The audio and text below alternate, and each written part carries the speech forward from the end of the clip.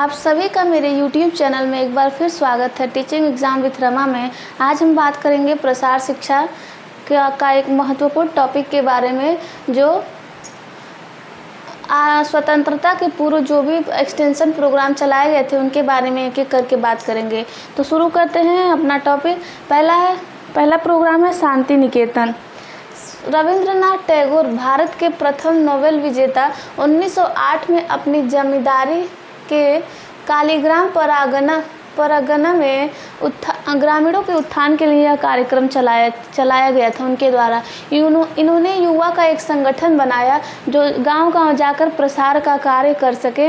यह 8 गांवों को केंद्र में बनाकर कार्य शुरू किया गया था। 1921 में एल्म हार्ट के सहयोग में से रूरल रिकंस्ट्रक्शन ग्रामीण पुनर्गठन संस्थान की स्थापना की गई। यह एक निजी एकल प्रयास था, इसमें सरकार का कोई सहयोग नहीं था। दूसरा है गुड़गांव प्रोजेक्ट। यह 1920 में शुभारंभ हुआ था इसका। यह प्रोजेक्ट भारत के उत्तरी क्षेत्र में प्रथम प्रसार कार्यक्रम के रूप में जाना जाता है। यह 1920 में एफ.एल. ब्रेटान द्वारा शुभारंभ किया गया था। ब्रेटान पंजाब के गुड़गांव नामक जिले के कलेक्टर थे। इन्होंने ही गुड़गांव प्रोजेक्ट का आरंभ किया था। इस योजना में प्रत्येक गांव में एक विलेज गाइड की नियुक्ति की गई, जो ग्रामीणों तथा विशेषज्ञों के बीच मध्यस्थ की भूमिका निभाते थे। अगला है मारथंडम प्रोजेक्ट। 1928 में इसका शुभारंभ हुआ था। स्पेंसर हे द्वारा शुरू किया गया था। मारथंडम प्रोजेक्ट स्पेंसर हे ने यंग मैन क्रिश्चियन एसोसिएशन के तत्वाधान में चलाया गया था। स्पेंसर एक कृषि विशेषज्ञ थे जो ग्रामीणों के विकास के लिए इन्होंने 5 सूची कार्यक्रम प्रतिपादित किया। तो वो 5 सूची क्या क्या है? आध्यात्मिक विकास, मानसिक विकास, शारीरिक विकास, सामाजिक आर्थिक विकास करना, एक व्यक्ति का पूरा सर्वांगीण विकास करना इनका उद्देश्य था। फिर आता है मारथंडम प्रोजेक्ट के और भी कौन कौन से उद्देश्य थे। तो ग्रामीणों को अपनी मदद स्वयं करने के लिए प्रेरित करना, व्यक्ति अपना सहायता स्वयं करे, अपने कार्यों को स्वयं करे।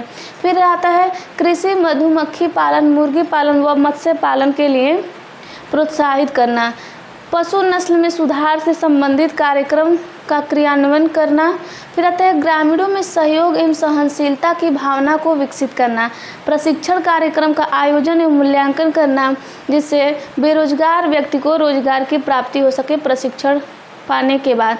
फिर आता है सामाजिक, सांस्कृतिक एवं राजनीतिक गतिविधियों का आयोजन करना। अगला है भारतीय ग्राम सेवा।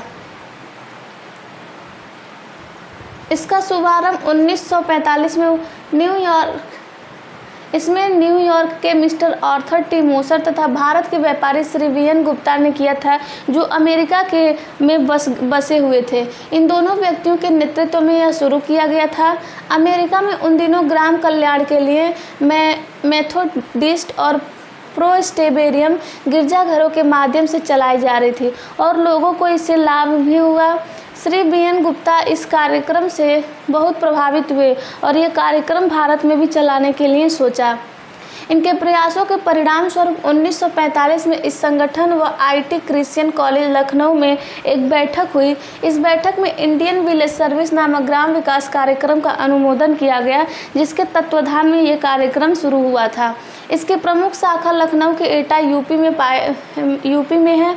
उद्देश्य क्या है? ग्रामीण जीवन के प्रति ग्रामीणों का रुचि विकसित करना, ताकि वो गांव से शहर की ओर पलायन न करें। ग्रामीणों में जागरूकता पैदा करना, जिससे वे अपनी समस्या को समझ सकें और उसका समाधान कर सकें।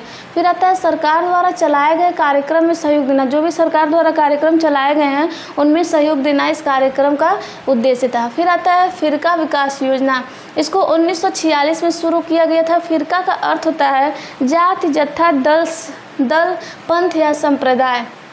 मद्रास सरकार द्वारा इसे 1946 में यह योजना 34 फिरकों में चलाई गई थी। यह योजना महात्मा गांधी के स्वरोजगार योजना पर आधारित थी। इसका उद्देश्य था कि लोगों को स्वावलंबी बनाना, शिक्षित करना।